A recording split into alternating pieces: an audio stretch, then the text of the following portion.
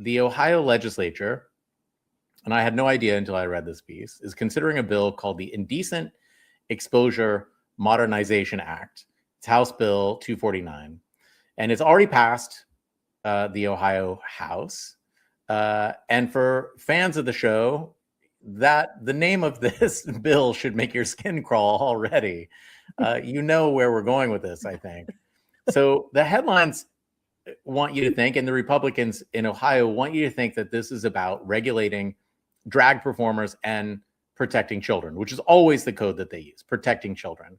But Andra, you've been documenting all of this in white Christian nationalism for a couple of years, and you know, and we know, and our audience all knows that this framing is a smokescreen. And what it really does is give the government the power to police what women wear in public.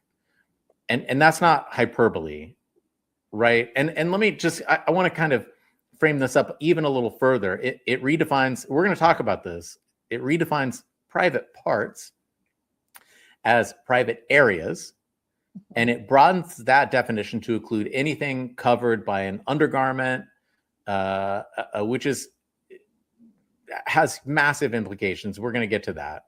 I mean, it means like sports bras, right? It means cheerleading uniforms, certain swimwear, dance costumes, certain swimwear. Yeah. Yeah. And it doesn't stop there either. And later in the show, we're going to talk about how it actually could empower men. And by men, I mean any men, cop, a pastor, a stranger on the street, to flag and stop a woman and tell her she's dressed inappropriately. Okay, so let's start with this bill. Walk us through the bill. What's happening? Why is this happening? What is it? Tell us about the bill. This is an opportunity. You know, for a long time, Christian nationalists, theocratic Republicans have used state governments and local governments as a petri dish of what can we get past that we might push up either toward the Supreme Court or just push up and out into the greater country. So this indecent exposure to modern, it's like retrograde act, repression act. It's not a modernization act. Indecent Exposure Modernization Act. You have to modernize indecent exposure. You know, this is the dumbest thing. It's taking us back to, you know, Victorian times or worse in terms of what's labeled decent for, of course, women to be wearing in public. So, you know, private parts are no longer just your boobs, your genitals, your bottom. You know, now they are the area around those parts. So, you know, I could see women being flagged under this bill for wearing a low-cut top. I could see women being flagged under this bill for wearing a top that had spaghetti straps and maybe showed some kind of side boob. Or, you know, wore a sleeveless top where you could see that. You might be able to see inside of her shirt from the side and see her bra or see part of her boob.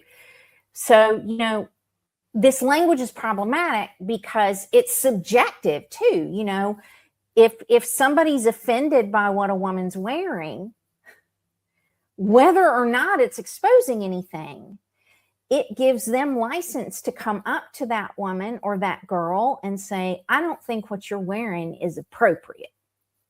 And as a Southerner, you know, I just did it in a Southern voice because as a Southern woman, I was always subjected to that. I mean, in Christian school, we had a very strict dress code about what we could and could not wear. So a lot of what I've extrapolated is from what was enforced for me. I mean, we had to get our prom dresses approved. If you wanted to get married in the church, you had to get your wedding dress approved. There was all this kind of stuff that women had to do to jump through these hoops so that they weren't wearing something or exposing something that would cause men and boys to melt with lust. But in the greater Southern world, there's also, particularly in areas around law enforcement, or you might have to go to court, you might have to go. I did give an example of a reporter in Alabama, 2 female reporters in Alabama who were there to view an execution, and they were not allowed in because one skirt was too short, one was wearing open-toed shoes, and so the one woman her skirt was too short ended up wearing a pair of fishing waders, and that was considered acceptable to view an execution as a female.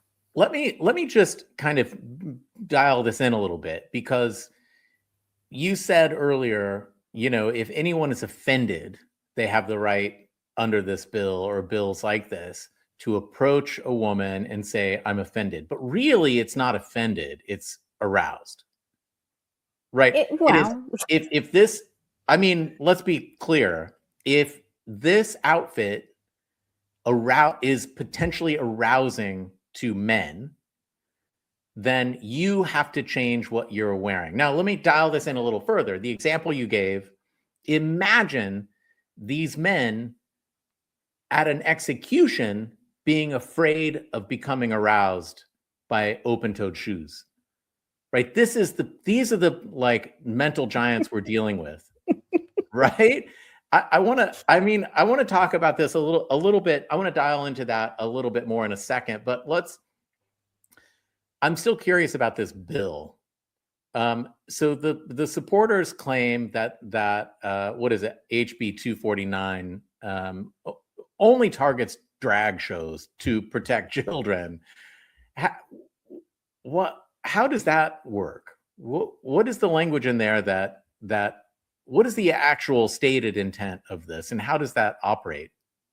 Well, what they say they want to do is prevent the indecent exposure of bodies, drag shows, primarily people who are dressing up as a different sex than maybe the sex that they were born to, but identify differently, obviously, which is fine. But, these people don't want to have drag shows. They don't want to allow this joyful expression of entertainment. Because it really is joyful and beautiful, to be allowed in Ohio in any context. And they propose outlawing these shows essentially under this bill as protecting children from seeing something indecent.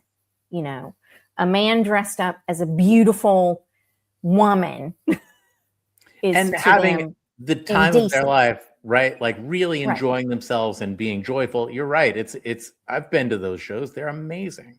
They're such an art form and so creative and life affirming and all of the things. Yeah. Yeah. So, but they want to outlaw that in toto, but they slip language into the bill that doesn't necessarily just apply to drag shows. Right. They talk about the parts of the body that are exposed, which used to be called private parts, but they're wanting to expand to private areas of the body, and making the exposure of those areas even covered by, an undergarment or a base layer.